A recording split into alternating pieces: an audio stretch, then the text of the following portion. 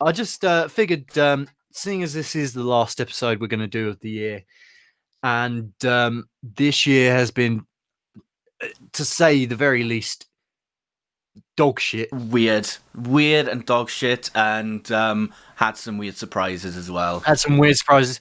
I want to focus on stuff that you guys and myself have done this year, which have actually made it, The silver lining. less painful, shall we say? Should we say like we can call it the silver lining segment? Yeah, the silver lining segment. That's very, very good. There we go. Right. So, KB, let's start with you about your end of year positive retrospective. Okay, so obviously I've mentioned it in a previous podcast that I got a new job, and so far I'm enjoying it. They seem like they're a lovely company to work for, and I hope to stay for a while.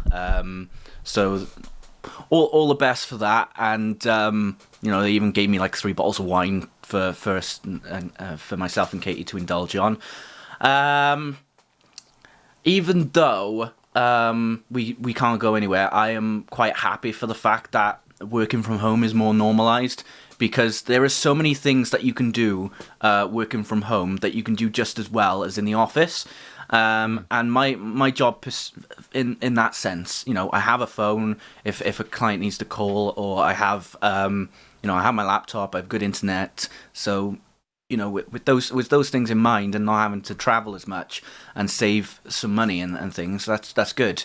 So in that, yeah, I'm the silver lining for me is saving a bit more. So I've got more savings ready for a house.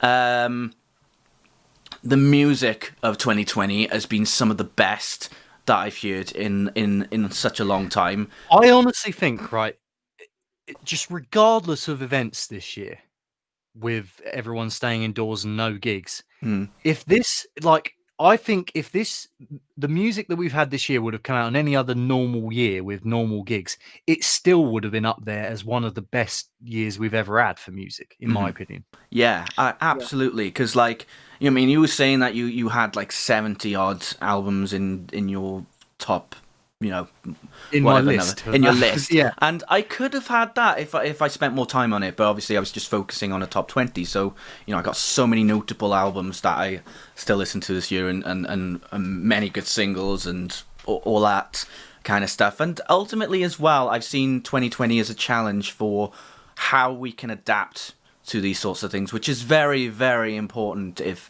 a pandemic or an epidemic or anything comes into fruition, that we've just got to be able to cope with and find different ways to communicate, different ways to still function as normal as possible.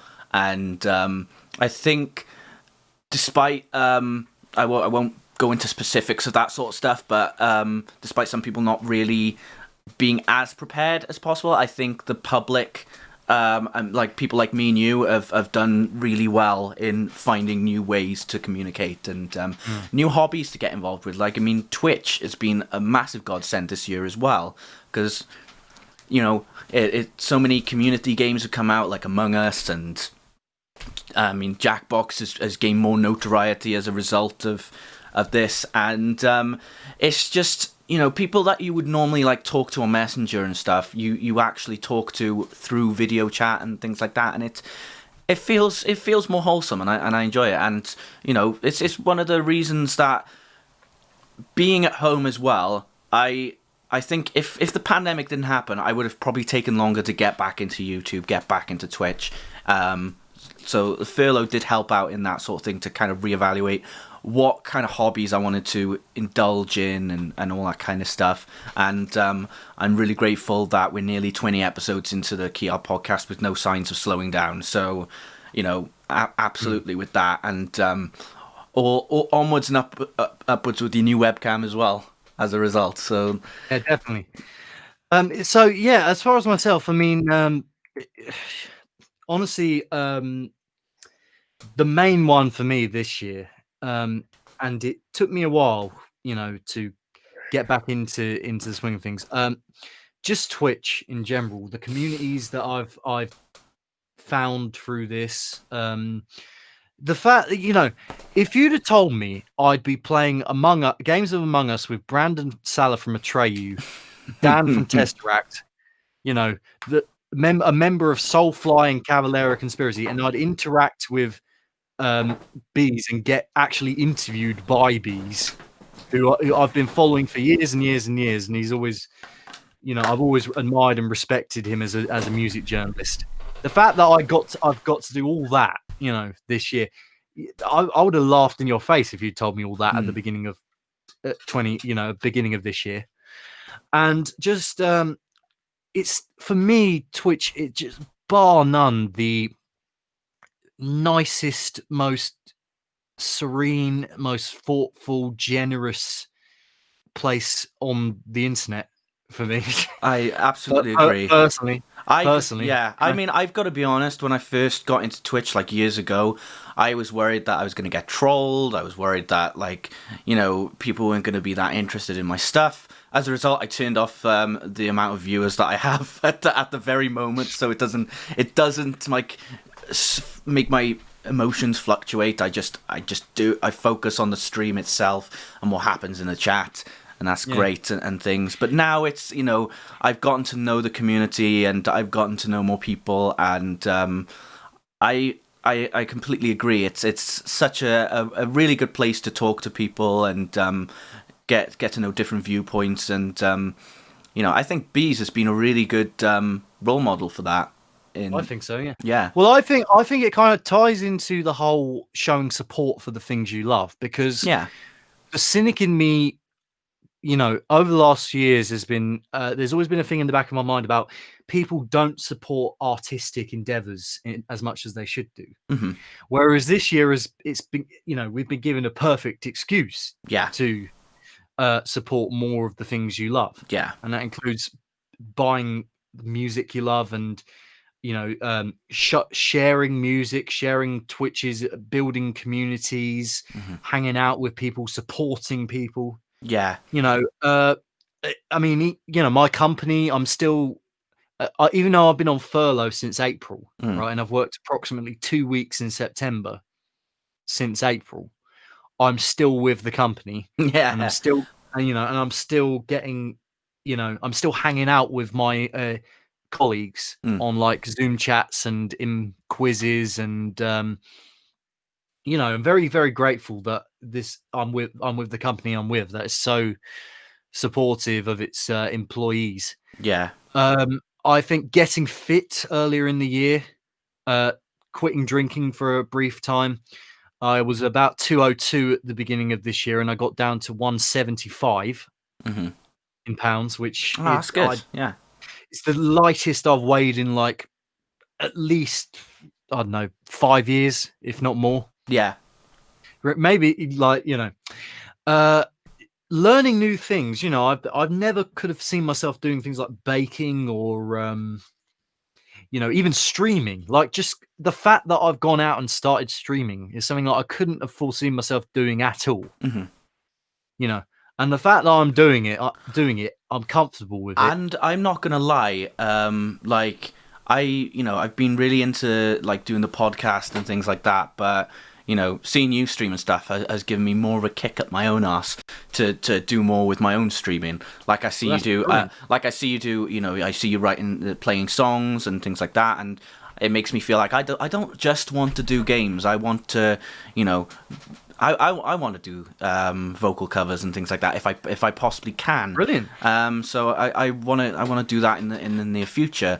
It's a brilliant way of killing two birds with one stone. Exactly. I feel, because I never feel like I rehearse new songs or learn new songs often enough. Yeah. But this is a perfect way to kind of make sure I do things like rehearsing songs and playing them and learning new stuff. And one thing I was thinking of doing was, normally if I do like Reddit reactions or something, I would just like record it in my own time and then film it there, and then edit it afterwards. A possible idea, and I don't know if you'd be interested in seeing that, chat, is me recording it on stream.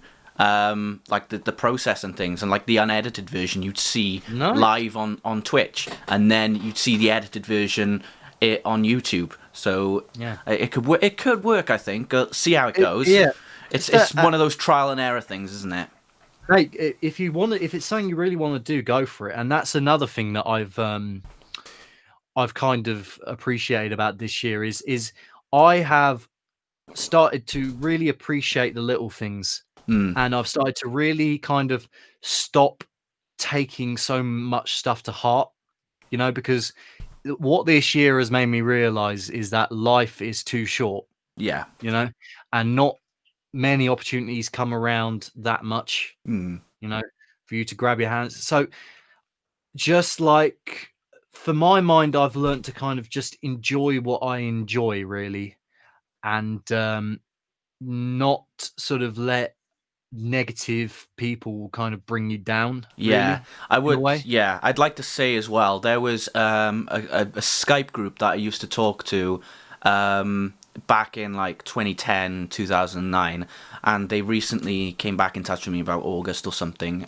Said they had a Discord set up, um, and and and asked me if I wanted to join. So like That's awesome. I've just been talking to my old friends on there and things, and then being in chats with them as well, and it's really nice to see how like in those 10 years what people have been up to, and how well they've been getting on, and reminiscing about the past, whether it's fun things or even drama related things. It's been nice.